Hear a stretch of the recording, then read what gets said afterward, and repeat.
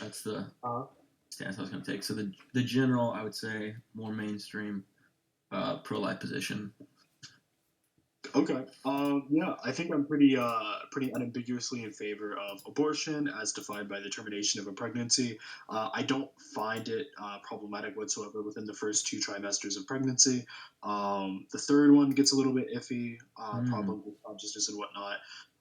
And then I doubt that under that definition you have an issue with V sections. So I imagine we can leave that at the door, right? Yeah. Yeah. Okay. Can I ask why do you make exceptions for rape? Yeah. So my argument stems from morality. Um, so under kind of a deontological approach to ethics, is where kind of my argument comes from. And so I would say because in the case of a willing pregnancy or in the case of willing sex, right? Mhm. The person involved, the parties involved, are consenting to an action, knowing like the possible result of that action is the outcome of a pregnancy, whereas a rape is is when something's forced upon you that you did not consent to, obviously, and so the person doesn't kind of hold the same inherent responsibility to care for that life if it was thrust upon them, right? That's kind of my argument. Okay. Can I ask you a question then? Because Absolutely. you're appealing to deontology. So, Mm-hmm. what's the guiding principle? Is it upholding consent? Like, what is it exactly you're trying to get here? Um, in general about the issue, or in the specific case of rape and um, Yeah, like what's the underlying principle by which you determine that there's a rape exception to be made? yeah, simply the principle of who holds the responsibility for the life, right? I believe that if a person does enact, um, knowing right, like sex, knowing that there's a high likelihood that a pregnancy will occur, or even any possibility that pregnancy will occur, then they hold the responsibility for that pregnancy. Whereas in the case of rape, because they didn't consent to that, then they don't hold that responsibility. So I suppose you could say, kind of, you know, consent or the willingness to take on the responsibility for that life, right? If The you've willingness accepted that to. responsibility, right? Hmm? If you've accepted that responsibility, even implicitly by the act of having sex, then I believe it's your responsibility to see through. But if you have not accepted that responsibility, then I don't believe you can be held morally responsible for that life. And I think the option should be up to you to terminate the pregnancy or not. So, Okay. You noticed you made like a very interesting adjustment that I actually wanted to comment on. oh, huh, You went from saying that it's highly probable that sex is going to result in pregnancy to saying that it's at all possible, very which true. it's interesting because humans are one of the few creatures out there that don't have an expressed heat mode, I guess so to say, Yeah. right? Mm-hmm. Or like we don't express visually when we're actually primed to fertilize children. So Mm-hmm. the only consistent way, the only reliable way to actually get a pregnancy is to consistently be having sex with one partner. That's why we're largely monogamous, or at least that's one of the leading theories as to why we're largely monogamous. So, Right. with that being said, if it does seem like any given sexual intercourse does not seem to have a high probability of resulting in a pregnancy, I'm wondering why do we have to implicitly accept responsibility over that potential outcome? Why can't we Right. have sex for the purpose of, say, pleasure, not for the purpose of pregnancy, and therefore not consent, not take on the responsibility of carrying on pregnancy if it is to occur? Right. So I'm glad you actually point out the distinction because I do think that's very important, right? The likelihood. And so the reason I actually changed it, so originally kind of my basis was that like the original main purpose of having sex, right, is to um, essentially inseminate, you know, a member of our species that can pass on their genetics, right? That's the evolutionary purpose of having sex, and that's how it came about into existence in the first place. And so I Sure. guess I would counter you this, right? So if someone's if someone likes driving really fast down the road, right? Um, and they like driving at 150 miles an hour down the highway, right? And maybe they're a really good driver, and the chances aren't that high that they're going to hit someone, right? But there's still a chance that they're going to hit someone, right? If they hit a car and kill the person inside, what would be different? What would be stopping them from essentially accepting your same argument and being like, well, the likelihood was low that I'm going to hit someone. I've done this 100 times. I've never hit someone before, so the probability was quite low. I'm a very good driver, right? And and the risk was quite low. Um, what's to stopping me from driving really fast down the highway? If there's a low risk of hitting someone, if there's a low risk of causing that death, right? If it's just for fun, why should I have to accept the responsibility of killing that person? I mean, there's two explanations because I'm sympathetic to both routes of appealing to some sort of agency or personhood argument in favor of being pro-choice, as Mm-hmm. well as favoring some sort of bodily autonomy argument. I'm actually sympathetic towards both arguments. So the two answers I would Okay. give you is that A, there's some sort of symmetry breaker in that the drunk driving example, at no point in the process are you compromising your own bodily autonomy, your own bodily agency in that process whatsoever. You're not being forced into any sort of bodily autonomy. Nullifying, contract, so to speak. I You don't wouldn't think consider it so? to be the case. Not in this specific example. If you want to say that that's what jail is, maybe, but I would say that there's still differences there. And then also the obvious thing as well is that I can consider the personhood that resides within the victim. I consider that valuable. I consider their will, their desires, their happiness, their continued existence because of those factors. I consider that valuable, their agency valuable.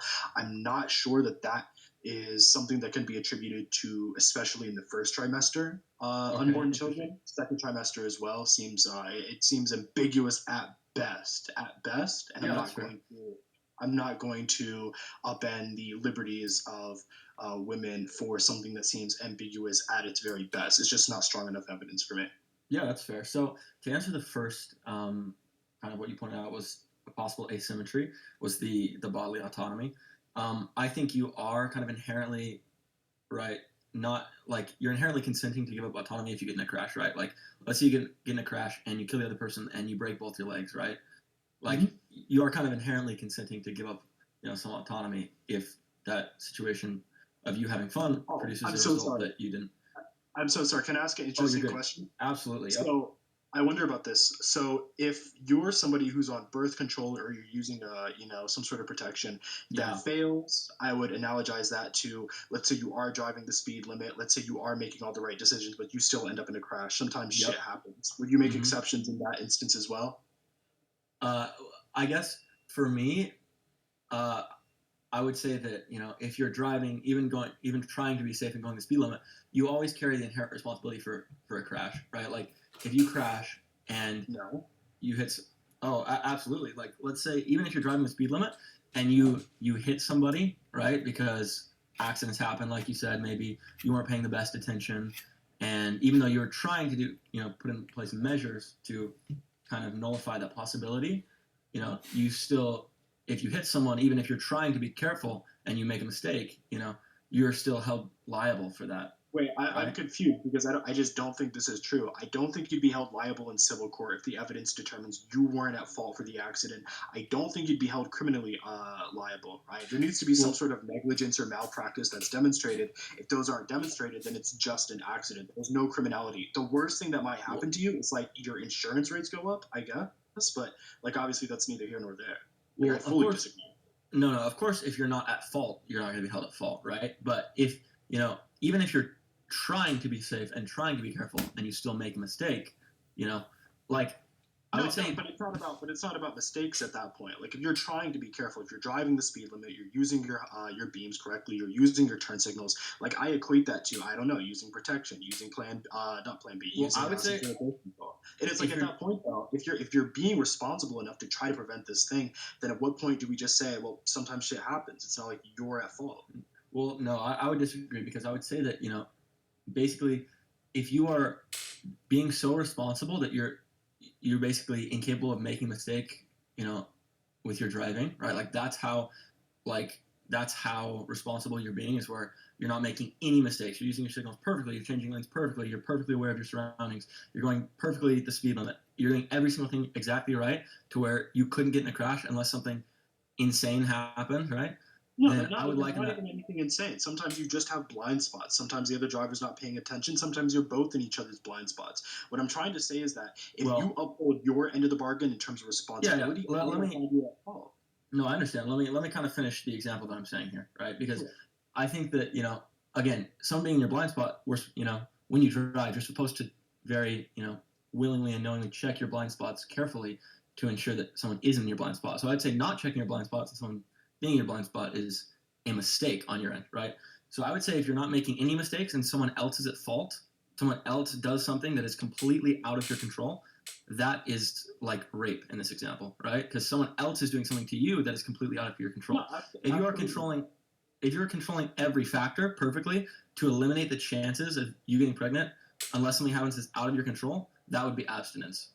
If you're Hold making on. the chances zero that you can get pregnant unless a factor happens to you that is out of your control, that would be abstinence. That's the only, the Yeah, only equivalency. abstinence is the only surefire way to not get pregnant, right? But Right. just as how some people aren't having sex to get pregnant, some people, obviously, I would say most people aren't driving cars to get into crashes. You could say that car abstinence, quote unquote, or driving abstinence, quote unquote, is the only way to not get into an accident, right? But if somebody's not driving to get into an accident, they're just on their way to work, right? Then I'm going to judge whether they're at fault or not based upon how responsible were they being. Were they doing all the right things? And unlike what you said, you can absolutely get into accidents even when you're doing all the right things, even when both people are doing all the right things. Sometimes shit just happens and it's nobody's fault. Like I said with the blind spot example, you are supposed to check your blind spots, but if you're on a 70-mile-per-hour freeway, right, where Mm-hmm. you're trying to merge in a very intense lane of traffic, sometimes even with your best check, sometimes you just don't have the time, right, to see it. You both of you don't have the time to see each other. I'm just trying to say that in that instance, it's nobody's fault. And similarly, if you're having sex not for the pregnancy, but for the pleasure, and you're on birth control, you're using Mm-hmm. protection, you're being clearly communicative with your partner, maybe even try to tell them to pull out, although Yep. obviously that's not like the best strategy whatsoever. Mm-hmm. The point is, if you're going through all these lengths to be responsible and you still get pregnant, it's not your fault. There's like, other than No, abstinence, like you said, I disagree with that. not everybody's having sex to be pregnant. So I'm not gonna tell them, restrict your liberty, restrict your freedom, don't have any sex whatsoever, because not everybody's looking to get pregnant, and that's their right. So you say that not everyone's looking to get pregnant, or not everyone's trying to get pregnant when they're doing this thing. That doesn't mean that's not a very likely potential consequence that they would need to accept the responsibility for. Like, regardless of their intention, that doesn't change the actual outcome of the situation, right? Or the moral responsibility involved. The intention doesn't change that. And so going back to the driving example, right? I guess I disagree with you, right? I think if like let's assume there's a situation where there's two cars on a road. I think if both people are driving, perfectly in that situation, then I don't think, you know, there would be a crash that, would be conceivably possible. Could you give me an example of like where one person would hit another person that could be possible if both people are actually driving Yeah, perfectly I and feel being like I perfectly literally just responsible? I feel like I literally just did though. Like if you're driving in the city, if you're driving on the freeway where it's 70, 75, 80, 85 miles an hour, Yep. sometimes you just have limited time and you could be doing all the right things, but maybe there's a slight gap in time that you couldn't account for and you do end up in a crash. Like I said, the So what? insurance your insurances might rise in premium, like that's possible, but in terms So of legal or civil consequences, no, I don't think that either person is going to be held liable. At this point, I'm more curious, what makes you so convinced that it's impossible for two people to just have an accident where it's neither of their fault? They did all that they could. What makes that seem impossible Well, to you? can you give me an example of the contrary? Like an actual example, like, okay, this person's doing this person's doing this thing, and this happens. Could you like lay out one for me? Sorry to interrupt you guys, but can you check a general Oh chat no, you're good. for real quickly? Yeah, for sure. Yeah. Okay, gotcha. Okay, cool, So cool, yeah, cool. after this point, then yeah, we can definitely move on. So like I said, could you lay out an actual example where that is, possible? But I just did. What's your issue with the example I just gave about blind spots on a freeway? So blind spots are your example. Yeah, well, you So could be using the turn right, signals, you could be checking your blind spots, but you have such a brief interval of time that it's totally possible that neither okay, of you two could be at fault. yeah. So let's take into account your example here, right? If both people are driving at the speed limit, which is what you are supposed to do on the roadways, right? You're supposed to drive, right around Yes. at the speed limit within a several miles an hour under, but not much under, not over at all, right? So if both people are driving at the speed limit and one person goes back and checks their blind spot and nothing is there, and both people are continuing to drive that consistent speed, then if they merge, no one is going to be there for them to merge into, right? Because they were both driving perfectly, which in this example would be at the speed limit. Therefore, the blind spot example would not occur if both people were driving perfectly and checking their blind spot, driving at the speed limit, and doing those measures, right? Well, to be clear, the speed limit. Okay, this is the last thing I'm going to respond to you with, and then we can move on. Of course, the speed limit is the limit. A lot of people mistake it for the minimum, right? So if somebody's driving at a 60 or a 65, and you check your blind spot, and then they speed it up to a 70, it could be the case that 2 3 seconds later, when you start merging, and maybe you don't have the time interval to check again, they could be up on you. Again, that's no fault of their own, right? If they're checking the guy to the left of them and you're to the right, and they just checked to the right and they thought, or they judged you to be too far away for them to cause any damage to you, and then they're checking to their left, in a few seconds on that type of environment, that could be enough for them to close the distance. Again, I don't think these people would be held criminally or civilly liable. I don't think that there are all cases where one person's held liable. There are definitely cases where both parties are just held to be an accident, right? I'm just saying that being logically consistent, translating this over to the abortion argument, if somebody is genuinely trying to use birth control and other devices to prevent their pregnancy, I think you should grant that exception. I don't think you have a justification for telling people that they have to be abstinent, otherwise they must accept the consequences of pregnancy, even if they've been trying responsibly like adults to avoid pregnancy. Yeah, so to respond to that real quick, and then we can move on. You specifically used the word misjudge. You said, and one driver looks over and he misjudged the distance, right? That would be an example of imperfect driving. So even in your own example, for the crash to occur, you acknowledged a misjudgment. Not to interrupt, to be clear, I corrected myself because I initially said misjudged. I corrected myself. Like, he probably judged the first time, but then he had to check to the guy to his left, and of no fault of his own, he closed the distance with the guy to his right. It's just things happen so fast on a freeway. If he closed the distance, then he misjudged it, right? Or he looked over to close the distance and he didn't see the guy signaling, which the guy would have been doing to merge over into the lane. So we could go into the weeds on this all day, but I'm saying there's no discernible fault on that guy's part. Like, obviously something went wrong. Obviously something went wrong, or else the accident wouldn't have happened. But analyzing what these people are doing, they're following the correct traffic laws. Like, I'm saying that they wouldn't be criminally liable. I don't think you demonstrated they would be. I think let's think about this in a broader sense of liability, because I'm not talking about doing something to someone else, right? That would be an example of being criminally liable, right? So if something happens and it's no fault, I think a more realistic example that you could have gone with is, let's say, like a tree falls into the freeway, right? Like a random, like, even if both drivers are driving almost near perfectly, I think that's essentially an unavoidable, right, outcome is a crash there, right? Yeah, maybe. I don't think we have to go that far, though. To be clear, you can be held criminally liable for negligence. That's why laws like manslaughter laws exist, child negligence laws exist. We do have laws for that. I'm just saying we don't even have to go to the tree example. I think that I'm willing to stick with my guns on that one. Really? Okay. Are you guys? I guess I think that we disagree on the extent that negligence covers, right? Like, even if you're not being totally negligent, even if you're being very responsible and you get into a crash, who's covering your medical bills? If no one's responsible, you are, right? But now we're because you're still responsible for. You still implicitly consented to driving. You implicitly consented to being on the road, and you're the one who crashed the car. Yeah, but now but hold on. But this is, like, obviously categorically different from liability in terms of civil or legal, right? Like, now you're just talking about personal damage you've accrued, right? Like, I was never talking about civil or legal.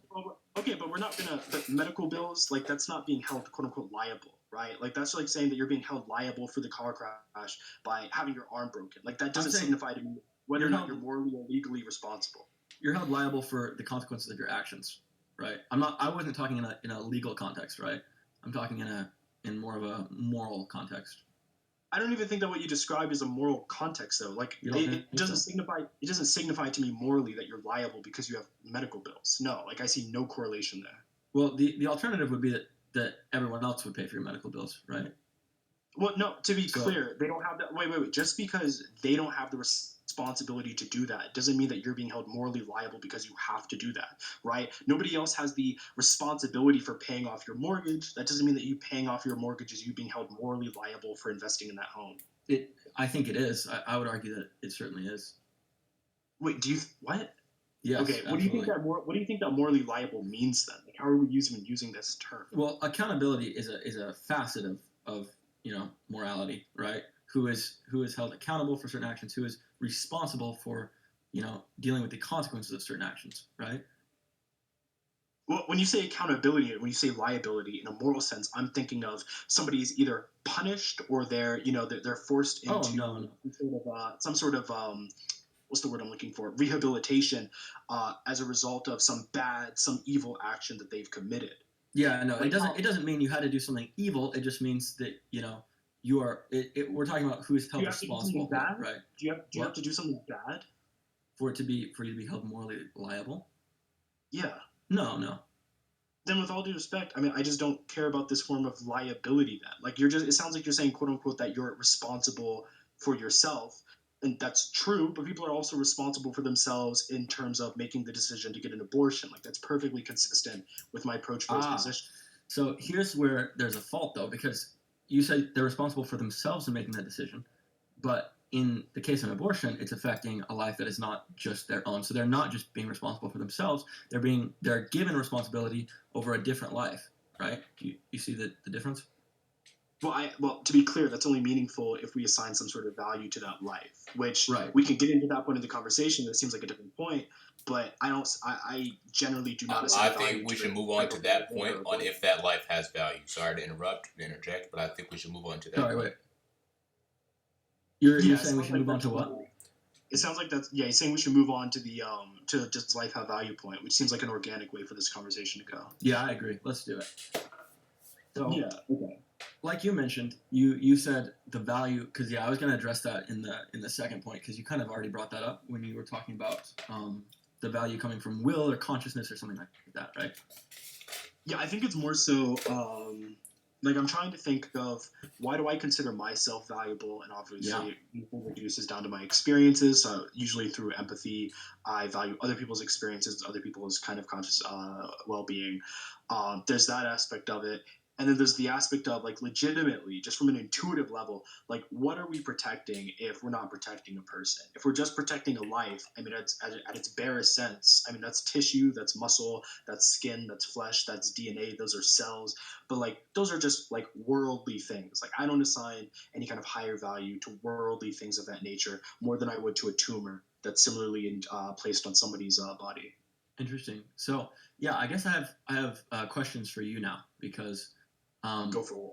earlier, so this is why I kind of brought up the question of if you were a moral realist or not earlier, kind of in the general chat, just because I'm kind of having a hard time understanding why you kind of assign value to these certain things over other things if you don't actually believe in any objective morality, right? If you're just saying, oh, I think this is moral and I think this isn't moral, right? Then what gives you the right, or kind of where do you draw that from to assign the value to those things over other things? Yeah, no, I would completely concede that it's like a personal preference type thing. I would completely concede that I'm just trying to kind of apply some sort of underlying principle to what I think is good or bad. Like obviously I have good or bad intuitions, and then I try to find some through line between all of them. That's what I've kind of stumbled upon. Now, I think this is an interesting line of questioning to go down because you would expect a moral relativist, you would expect somebody who thinks that morality is subjective to be leaning into the personal freedoms like I am, right? So I wonder what your approach is to this. Like, are you a moral realist? Yeah, so I am a moral realist. So I guess that's why it's a little confusing to me because like you're basically just saying like, oh, I guess, and obviously this isn't exactly how you worded it, and you can correct me if you feel differently or if you feel like there's a a big change that needs to be made here with how I'm kind of phrasing it. But you're basically saying I feel like these things matter, therefore they matter, and we should mandate that they matter in law, right? Like I feel like life matters because I feel like human will matters or human experience matters. Therefore, we should everyone should be universalized. Everyone should be this principle should be universalized to everyone in a legal sense, right? No, absolutely. So this to be seems clear, like a faulty line of logic to me, I guess, is what I'm getting I don't think so. So, like, to be clear, I'm perfectly fine in saying that it's relative. But what I'm interested in is, if you're a moral realist, is there some sort of argument that proves moral realism to be true, or do you have some sort of internal critique of my morals that might invalidate them or might pose them as inconsistent? Because otherwise, it just seems like even if my morality is subjective, they seem unchallenged at the end of the day.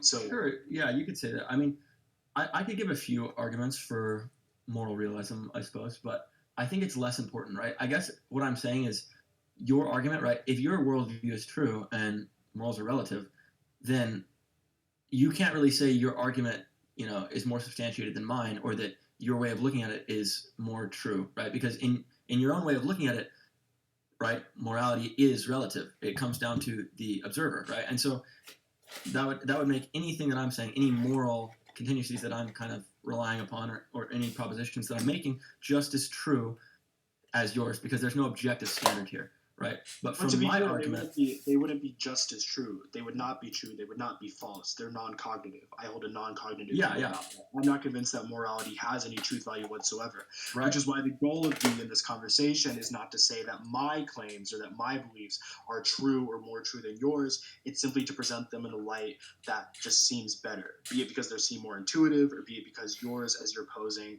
just, I guess, seem unintuitive by comparison. Right? Like, there's definitely a rhetorical strategy being had right now. That's probably my end goal for this conversation, right? Is to convince on a rhetorical level. it's just to show that yours are more intuitive, essentially.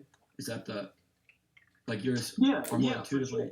Yeah, for sure. Like, it's just to say that, look, I have a consistent set of values, and the other guy, even if he has a consistent set of values, which I guess we'll find out, they're probably not going to lead to a world that you want to live in. So you should be on my side. Like, Interesting. So it's just a pragmatist. Yeah, we're having a critical conversation right now. So I guess I disagree with the methodology. And I guess I don't think that the purposes of these kind of discussions, when we're trying to make statements about what ought to happen, right, in our society, should be based on what people want more, right? Like, I don't think that's a very good way of going about things. So let's, I guess, here's a good example of this. So let's talk about slavery in the Deep South, right? And someone is arguing for their side. Let's say they're moral relativists. They're arguing for slavery being, thing, and for people being able to basically use other people as slaves, right? Yeah, for sure. So they could say the exact same thing as you and say, see, I think we all have an intuitive understanding that this would be better for us, and right, everyone here would want to live in the society more that legalizes slaves. Therefore, like, that's what we should be trying to get to at the end of the argument, right? Like, what people would want more, and I think people would want slaves more, right? We're in the Deep South. Most people would probably gravitate towards that line of logic. That doesn't make something better. That doesn't make something more true, and I don't think that's what we should be striving for, because it produces these, kind of negative outcomes in the dialect, I guess, right? To be clear, I don't judge the value of an idea based upon how popular it is. Yeah, of course. I'm not saying that. Okay. I just want to make sure that was clear. I think what my response to would be to the slave owners and whatnot, though, is that I think we would have a conversation about their values, and I think that they would struggle to point out why they grant certain values and rights to white people as opposed to black people. I'm a very big fan of Name the Trait.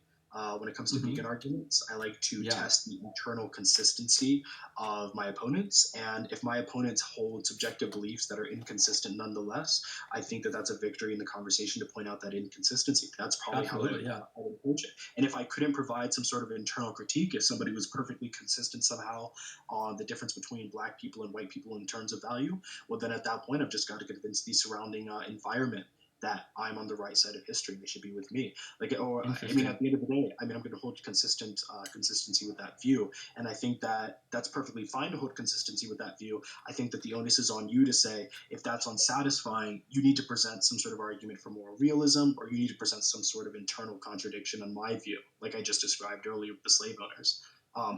Otherwise, I think if you don't do those things, then, like I said, the standard that I'm trying to uphold remains unchallenged. Well, I disagree, because I agree that consistency is absolutely a very important standard to hold. I don't think it's the only one of relevance in these kind of discussions, right? So you're saying consistency is the only thing that, right?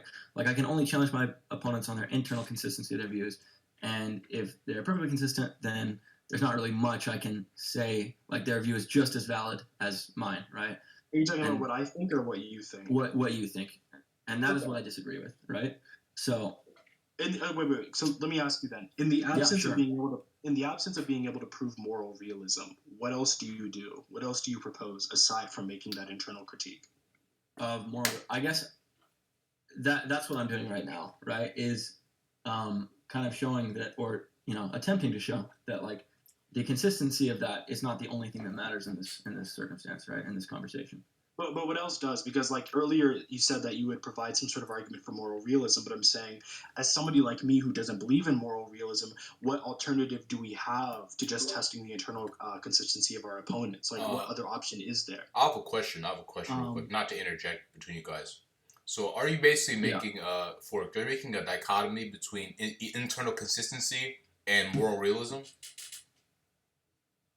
Yeah, Um, All I'm right. basically saying That's that all I wanted to know. for him to point out that my view is subjective is problematic. He would either need to provide moral no, realism I as an understand. Yeah. yeah. Otherwise, Yep. if there's no alternative, it's not like a worthwhile critique. Yeah. No, that's a fair position. That's a fair position. I guess I'm saying your view is inconsistent, but that's not like the end all be all. Like that's not like the it is Um, inconsistent, which shows that it is incorrect, which is the more important thing. Does that? well, I'm still confused. Are you still saying that even if I were not a moral realist, there's more that I could point to defeat an argument other than internal inconsistency? Because I'm still curious. What would I do aside No, from no. that? I'm saying if you're not a moral realist, yes, that is a no. I guess what I'm here's to clarify. What I'm trying to do is point out why you shouldn't be a moral realist using your same logic of inconsistency, right? So I'm trying to use the position that um, your position is inconsistent because you would need to concede, like in the example I brought up earlier of slavery, right? That if you can't find anything inconsistent within their worldview, then that is just as valid as what you are trying to propose, right? Yeah, but that's not So an I'm guessing. inconsistency. To be clear, like there's nothing No, that I'm I understand. contradicting myself What on. I'm So like, asking is that true? Like, do you concede that? yeah, Would you of concede course that? it's not really Really? it's not really a concession though. So yeah, like I said, if I don't believe that moral realism is true, then of course I'm going to concede that to any opposing worldview from mine that seems to be consistent, I'm going to say yeah, it stands equally as valid as mine. That's why I said they're having a very political conversation right now. So I'm just trying to to, do something where I like demonstrate that from a rhetorical perspective, my position yeah, makes yeah, more sense. Blah blah blah blah blah. You get yep, the gist. That's my yeah, goal. I understand. Yeah, So but yeah, what's your goal in this conversation? Just really um, quick. yeah, I suppose. I well, first I kind of wanted to just investigate your beliefs, Mm-hmm. because I think most moral um, subjectivists are not so consistent. But going off of that and kind of what we were just talking about to clarify, um, if basically what you're saying, just to confirm, is that if someone who had the position of pro-slavery, right, was internally consistent on their beliefs, you would say Yep. that that belief is just as valid as being opposed to slavery. Yes. Absolutely, because by virtue of Okay. the fact that Interesting. it has no truth value, my claims have no truth value as far as the moral claims pertain. But like I'm Right. saying, Yep. unless you have some sort of argument for moral realism, I'm going to say that by virtue of the fact that my positions of being pro choice preserve the woman's freedom to choose, I value the woman's agency, conscious experience, whatnot, over the unborn child when they don't have similar states. Like these are all Yep. things that feel very intuitive, I believe, to most people. Most people would co sign with them, and my position seems more favorable because of it. I think that your Interesting. position restricts freedom on very unjustifiable grounds. That's just where I'm coming from. I guess I feel like I don't agree that more people would kind of sympathize with that position that you have, and I also don't agree that even if they did, it would make your footing more stable, I guess, than mine. But I suppose, yeah, I'm glad we're at this point because like I said earlier, I was trying to get at, like, just like you're trying to do, see if your views are consistent, which they are, Absolutely. right? And so I guess what I find the inconsistency in now in your views are saying, I believe this to be true, therefore I think we should universalize it, right? Like I don't even according to believe it my to be true. To be clear, I don't even believe it to be true. Like, do you know how, like, when you look at the non-cognitivist examples and they'll be like murder boo, yeah, or yeah, yeah. parody yay? Like, I'm just saying yay to Mm-hmm. these things. Like, literally, like, Yeah, I'm yeah. just saying yay. Yeah. So Okay, so just to clarify. that's fair. That's fair. So I guess that's funny. So I guess my question then is, what what makes you feel as though we should? What makes you feel that you have the right to universalize your internal set of principles, right? Just because you feel like they're right, I, I'm or confused by the question though. What do you mean? What do I have yeah, the? You're basically asking me what do I why do I have the right to impose or freedom? Like No, it's a no. very strange question. No, I think you're strawmanning my argument a little bit, right? When you're saying impose Okay, freedom there. go for it and clarify, because like just from my perspective, like Yeah. I'm like when you say what makes you have the right, like I think Yep. of like suppression or something Mm-hmm. along those lines. But I'm Yep. not suppressing anything. I'm just opening up people's ability to choose. So that's where we disagree. I think I'm opening up people's ability to choose, and you think you are doing the same, right? So, um, if I said, right, I mean, this is gonna be obvious, right? But if I said, should we give people the ability to choose to murder people, like, what would you say? Hold on, Obviously, you'd say, I think this is a separate point. So right now, look. well, All I'm follow me for saying a is sec. that Follow me for a sec. no, really quickly. I'm only saying that because your initial question of what makes you think you have the right, I Yep. reject the question. Like I don't even think the question makes sense with regards to my position because I'm not imposing anything. When you say you have the right to do something, so you're acting as if I'm you're saying restricting you. you want the doing burden the of, opposite. you want the burden of proof to be on me to prove why you are. So that's No, that's it's why. it's not, to be clear, it's not even about burden of proof. I just don't think your question makes sense. Okay, so what about it doesn't make sense? Yeah, like when you say what makes you think you have the right to do something. Yes. People only ask that when they think that you're imposing something on somebody else. So when I say, and that's what I'm saying. What makes you think you have the right to perform a citizen's arrest? I'm only saying that because you're imposing something on somebody else. Yep. If I'm by definition giving people the freedom to choose, the right to choose, that can't possibly be the case. Okay, so one, I don't accept that that's by definition. I think that's a fallacy. And two, I think that you basically that's why I brought up the murder example, right? Because I'm saying no, you're not giving someone the freedom to choose, right? If I say K, if I universalize a law that says K, everyone has the freedom to choose to murder someone, you would say, okay, you're not actually granting freedom, right? Like that's you see what I'm saying? Well, okay, so you're enabling the taking away of freedom. You're enabling the taking away of freedom. To be clear, you are enabling a freedom. Now, okay, what you seem to think is that not all freedoms are worthy of being enabled, which I would agree with. Not all freedoms are worthy of being enabled. But let's be clear, by opening up people's ability to do something, by decriminalizing it, you are making them more free in what they can do with their choices and decisions. So I would disagree. On that note, I'm not gonna ask you what makes you think you have the right to decriminalize murder because you're not imposing anything. That's only ever a sentence that we use when somebody is trying to limit something else. It's a syntax error. So that's where I would disagree. I don't think that just because you are essentially right. You said basically that if you're granting a freedom, you're making things more free, right? And then you want to prove the inverse of that, right? That's why I'm saying your argument stems from a question of the burden of proof, right? Me to prove that. Not even that. How so? Yeah, I'm not. It's not even a matter of the burden of proof. Like I'm legitimately just saying that the question you just asked me, what would I even compare it to? It's like asking a solipsist, like, what do you think of the outside world today? Like it just doesn't make sense with their position. Okay, can you explain further? Because if it's not a burden of proof thing, if you're not saying, okay, if you are the one wanting to restrict freedom, you should prove to me why there's a freedom, that freedom is worthy of being restricted, right? If you're not saying that, then what are you saying, right? Like no, that was a separate point that I know I brought up earlier, right? Yeah. How your position restricts freedoms. I'm saying that mine does not restrict freedoms. So asking me what makes me think I have the right to do something, which is to say that I'm imposing myself or that I'm limiting something, that doesn't make any sense. My position goes in the opposite direction of that. I feel like we're going in circles here. I feel like you're kind of missing what I'm saying, right? When I bring up the murder example, I'm using that to explain that, I don't think your position is, kind of protecting freedoms. I think it is restricting freedoms. The freedom of the individuals who are unborn in the womb, right? Does that make sense? Okay, when we say free, just to be clear, when we say free, we just mean something that's unrestricted, right?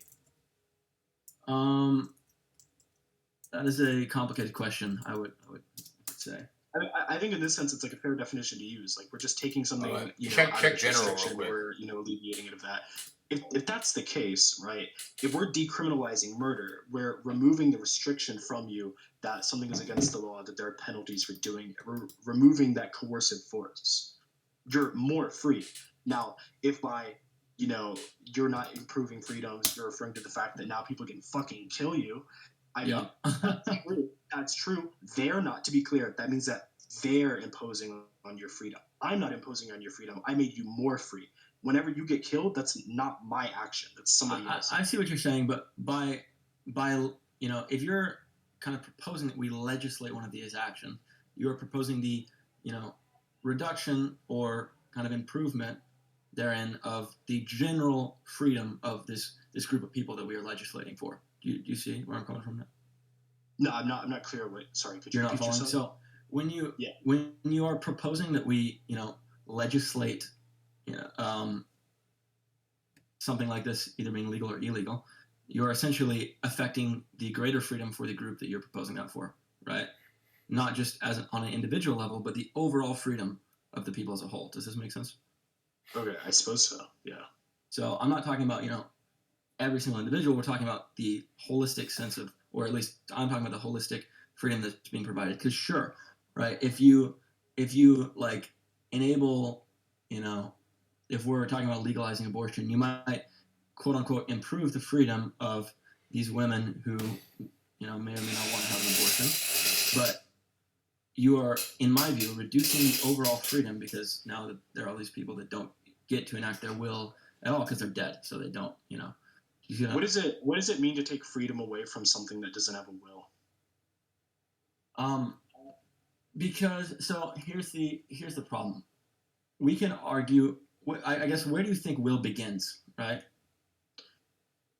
And can you actually like prove it or justify it? Right? It's a hard question. It's easier to tell you when it doesn't begin than when it does begin. So it doesn't begin in the first trimester. It doesn't begin in the second trimester. The brain's not sufficiently developed enough. Like those compartments of the brain don't even exist yet.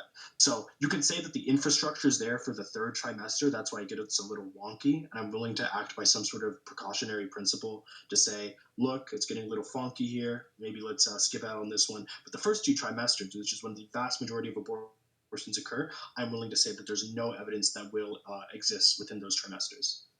Interesting. Okay, so I guess here's what I would say, right? So my argument, kind of what it's contingent on, is that I can't tell you when will begins. Just like you said, you can't tell me when it begins either, right?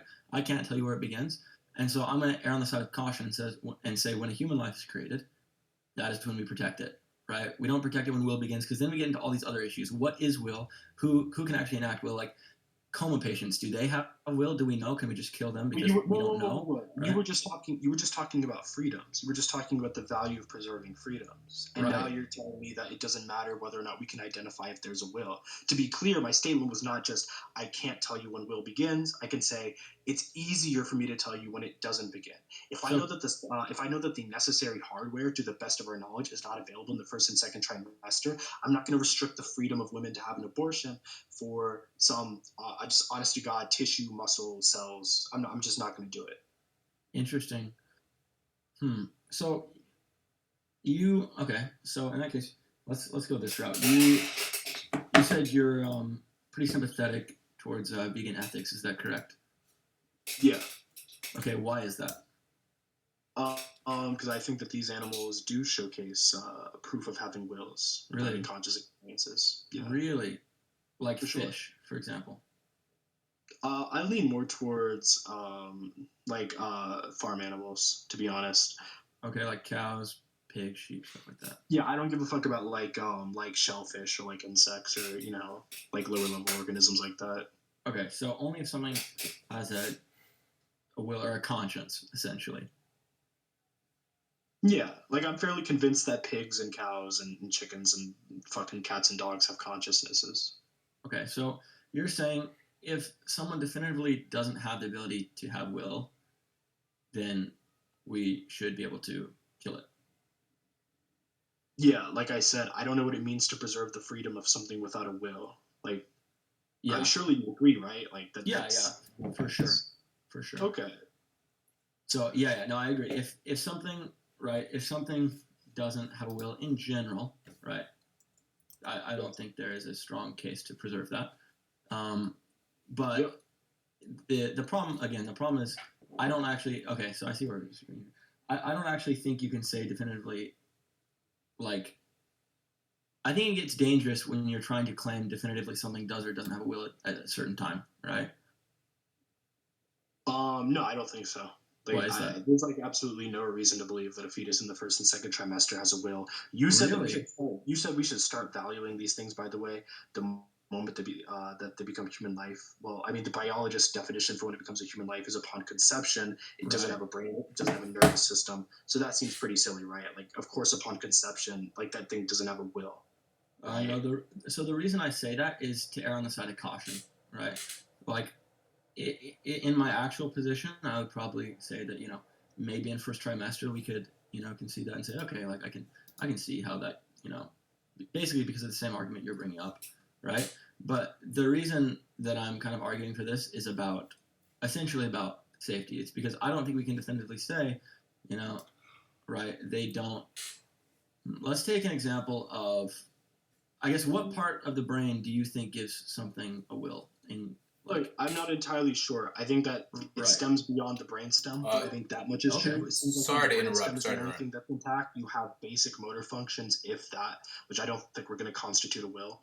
So, like I said, I can't tell you when it starts. I can tell you when it doesn't start. When it comes to the first and second trimester, look, if you even concede that the first trimester is probably acceptable to host abortions in, then you're conceding that the trimester in I which said the majority of possibly, abortions but occur in. No. I'm just saying if the possibility comes true, then I mean that's when the majority of abortions happen anyway. Do you Right? guys? And like Sorry. again, Do you, this is something that doesn't have a developed brain, a developed nervous system. I'm not going to assume that this thing has a will. I'm not going to provide it those protections as if it has a will at the expense of the freedom of a mother who I know for a fact has a will. It's just not a worthy trade-off. Cost benefit analysis, easiest analysis I'll ever make in my life. but I was gonna say, do you guys mind if I set a 5-minute timer, then we go to conclusions? Yeah, if sure. you're Alrighty. Yeah, that's fine. Time on. okay. Yeah. Is there any last point that you wanted to cover on, or? Yeah. So kind of just responding when you said what you said. I totally I'm sympathetic to the cost benefit analysis argument. I've heard that before of well, we don't know if a fetus has a will, but a woman definitely does have a will. So we can protect the will of the woman, the freedom of the woman over the fetus, right? I understand that argument. I guess the reason I disagree is because, well, I think there are a few reasons, but one, again, it goes back to the on the highway situation. Sure, the woman has a will, but that doesn't mean just because. Okay, let's use an example here. Let's say for whatever reason there's this coma patient and there's a woman and she obviously has a will and the coma patient maybe it's questionable.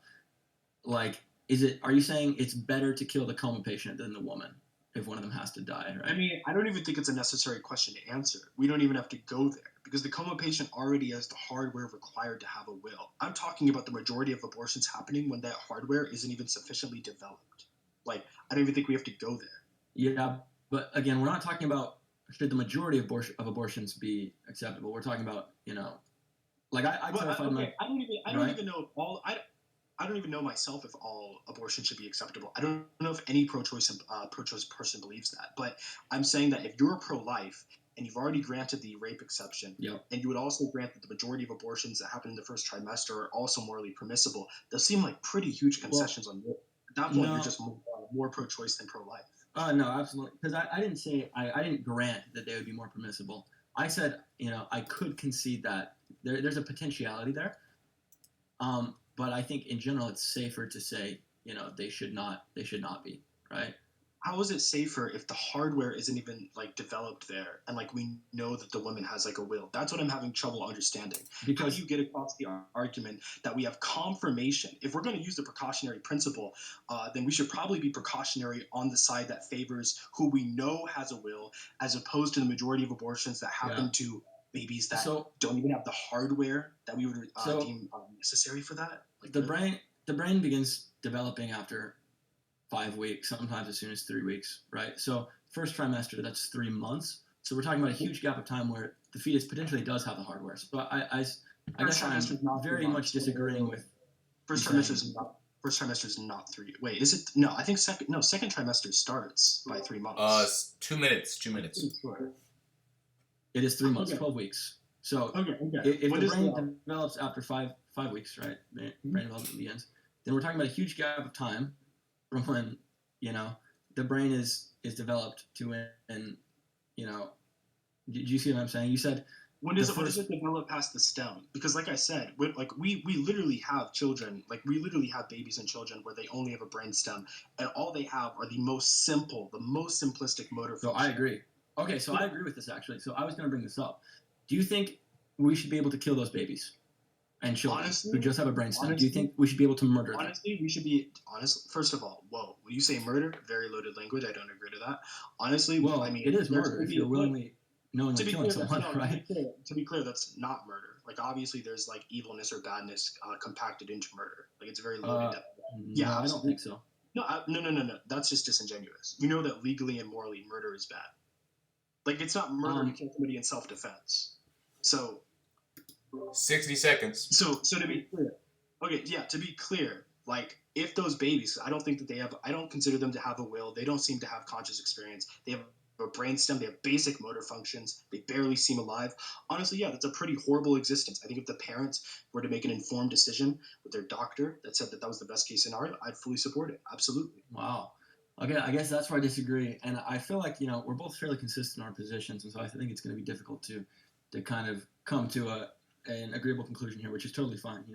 But I guess that's where I disagree, right? I don't think that you can just say, hey, just because I think that will and consciousness begins having more than a brainstem, and these kids have a brainstem, we can just kill these kids. I think because they're a member of our species, and the law covers members of our species and members of our country, right? I don't think that's a permissible action to be able to kill them, and I think that extends to the fetus as well. That's kind of the basis of the argument there. Okay, it sounds like we're out of Is that time. your Yeah, timer? yeah, Right yeah. now? That is you guys' timer. You guys can go to conclusions, and then I'll give my judgment in the updates chat. So who wants to start with conclusions? Who wants to start? Fuck it, I'll start. All right, Okay. Sure. go ahead. So, Go ahead. pretty early on, we established in this conversation that neither of us seem to have claims with truth value. He said that he would propose an argument for moral realism if given the opportunity, but I don't believe we had the chance within the time allotted. So moral realism was never proven. So I did give an ultimatum that I thought was pretty agreeable. That being that either he proves moral realism or he provides some sort of internal critique of my position. That being that we should allow the right for the mother to make the choice to have an abortion. Otherwise, my subjective opinion, even if subjective, does go unchallenged. I don't think that he made a substantive internal critique of my position. In fact, I think that I made a more substantive internal critique of his position because he said that he does value freedom. I'm the one with the freedom position of granting mothers the freedom to choose abortion. And he seemed to agree that it doesn't make sense to deprive something of freedom if it doesn't even have a will. Obviously, a will is a prerequisite for you to deprive it of freedom. And arguably, there's no reason to believe whatsoever that in the first and second trimester of pregnancy that babies have the hardware required to even have a will, let alone displaying actions of will whatsoever within the womb. He said that he would possibly concede that it's okay for abortion to happen in the first trimester. He said that he would concede rape rape, like he said that would be a worthy exception to his rule. So I will say as well that it seems like he did make more concessions within the debate on top of that than I did. So I don't know. I guess that's the reason why I thought I won. I thought it was a good conversation, though. Alrighty. All right. Let's get your conclusions. I appreciate your conclusion. I think you're kind of well. I first of all, I appreciate the conversation. I think you're well reasoned, you're well spoken, you're well researched. But I think you kind of grossly misrepresented my argument. I don't think because I made those concessions, it means I was losing my stance in the argument, because originally that was my stance in the beginning of our conversation. So I don't think that's really a fair judgment to say that, I made more concessions, therefore, I did less favorably in the argument. But kind of going off what you said I didn't kind of produce sufficient evidence for objective moral realism to be proven true, and I agree with that. But and you said you delivered this ultimatum, but just because you delivered an ultimatum does not mean that I am obliged or liable to accept that. I don't really agree with the terms of your ultimatum, as I explained. I don't really think that's a fair ultimatum to give. Furthering on that, you said that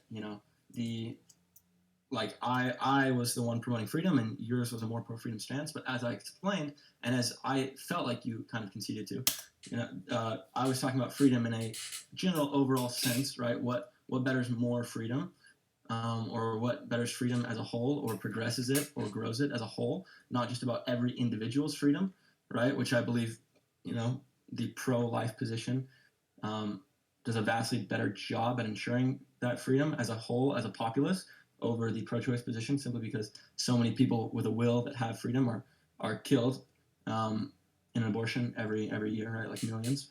And then to kind of go on to my last point, even in your conclusion, you still kind of said that in the first 2 trimesters, the fetus's brain didn't even have the hardware to have a will. But as I explained, at just 3 to 6 weeks, the baby's nervous system is already developing. They already have a brain that's starting to develop, and within 15 to 17 weeks, the brain is almost fully there. And I just think if we're talking trimesters here, that means they definitely have a brain that has a will sometime around the first trimester, based on those scientific metrics. So I guess I don't feel like it's really fair to stick to the point of it not having a brain, not having the capacity for a will, when it clearly, the brain develops after 5 weeks, which is way, way, way below the threshold of the 24 weeks that you proposed. So, yeah, I guess that's kind of my... Already, you guys are done. The check updates chat, I am posting my conclusions right now, or my judgment right now. Let me also... I actually did record